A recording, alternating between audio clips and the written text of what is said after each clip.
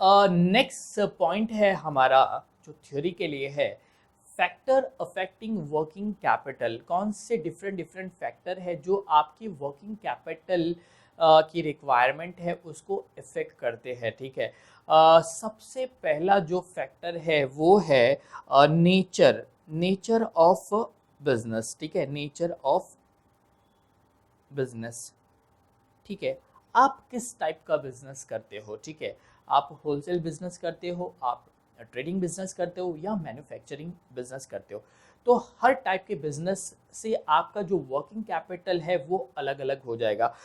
For example, जो retail business होता है वहाँ पर आपकी मैन्युफैक्चरिंग एक्टिविटी नहीं होती, वहाँ पर रॉ मटेरियल का स्टॉक नहीं होगा, लेकिन आपका जो फिनिश गुड का स्टॉक है वो बहुत ज़्यादा होगा, क्योंकि रिटेल बिजनेस में आपका स्टॉक हमेशा आपको रखना होगा।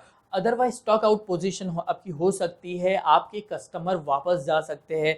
ठीक है, आप अपने कस्टमर को लूज कर सकते हो। ठीक है, तो अगर आपके पास रिटेल बिजनेस है या होलसेल बिजनेस में, इन दैट केस आपका जो वर्किंग कैपिटल है वो ज़्यादा होगा बिकॉज ऑफ योर स्टॉक। ठीक है, लेकिन आप अगर मैन्युफैक्चरिंग बिजनेस कर रहे हो तो वहाँ पर आपका जो स्टॉक है वो उतना नहीं होगा as compare to retail business. ठीक है, जो मैन्युफैक्चरिंग कंसर्न है वहाँ हो सकता है कि आपका जो डेटर अमाउंट है वो ज़्यादा हो, आप ज़्यादा क्रेडिट देते हो डेटर को। ठीक है, तो जो नेचर ऑफ बिजनेस है वो एक फैक्टर है जो अफेक्ट करते हैं आपकी वर्किंग कैपिटल की रिक्वायरमेंट को। ठीक है, सेकंड है साइज ऑफ बिजनेस। आपका जो सेल्स ऑपरेशन है वो लार्ज स्केल पर हो रहा है तो आपका जो वर्किंग कैपिटल है ना वो ज़्यादा होगा, लेकिन आपका जो सेल्स ऑपरेशन है वो बहुत कम है तो आपका वर्किंग कैपिटल की रिक्वायरमेंट कम होगी। ठीक है, सो जो भी बिजनेस बड़ा बिजनेस होता है, लार्ज स्केल पे होता है, उनकी ऑफ कोर्स वर्किंग कैपिटल की रिक्वायरमेंट ज़्यादा होती है। ठीक है, थर्ड है सीजनल डिमांड।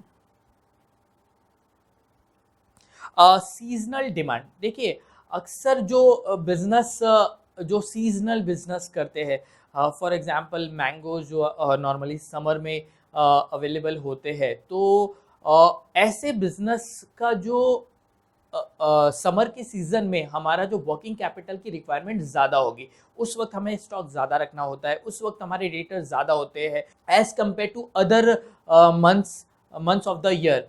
तो उस पीरियड में जो समर के सीज़न है वहाँ पर आपका वर्किंग कैपिटल ज़्यादा होगा। ठीक है, तो ये सीजनल जो डिमांड है वो एक फैक्टर है जो अफेक्ट करती है आपके वर्किंग कैपिटल को। नेक्स्ट है क्रेडिट टर्म।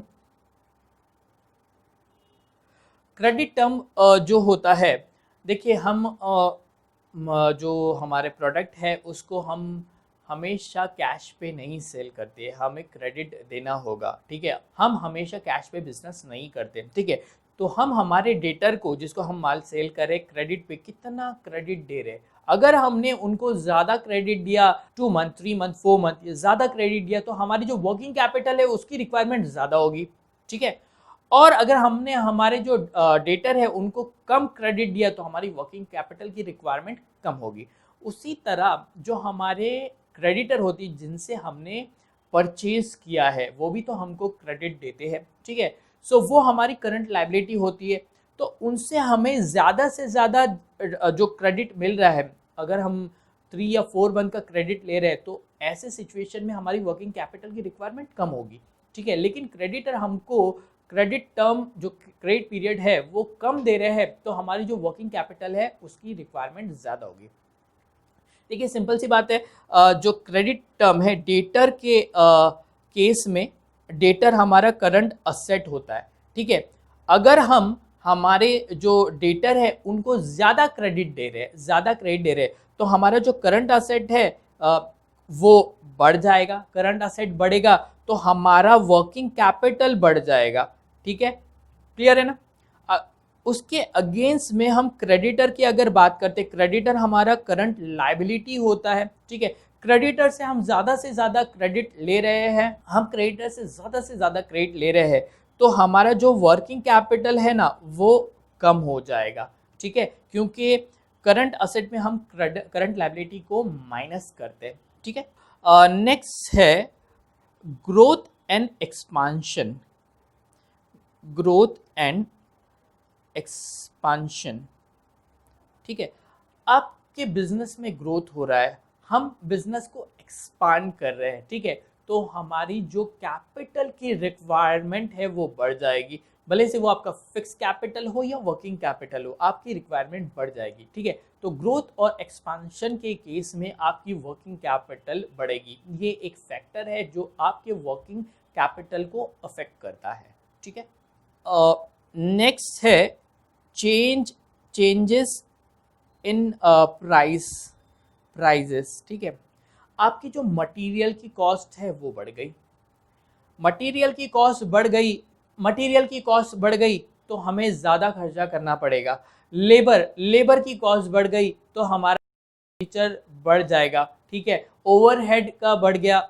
इन शॉर्ट आपके जो टोटल एक्सपेंसेस है, जो कॉस्ट ऑफ सेल है वो आपकी बढ़ जाती है, लेकिन आपकी जो सेलिंग प्राइस है वो नहीं बढ़ती है, तो ये चीज़ आपके वर्किंग कैपिटल को अफेक्ट करेगी, ठीक है। कॉस्ट बढ़ रही है लेकिन प्रोपोर्शनेटली सेल प्राइस नहीं बढ़ रही है, तो आपका जो वर्किंग कैपिटल है वो बढ़ जाएगा, ठीक है। तो ये एक फैक्टर है जो अफेक्ट करता है हमारे वर्किंग कैपिटल को, ठीक है।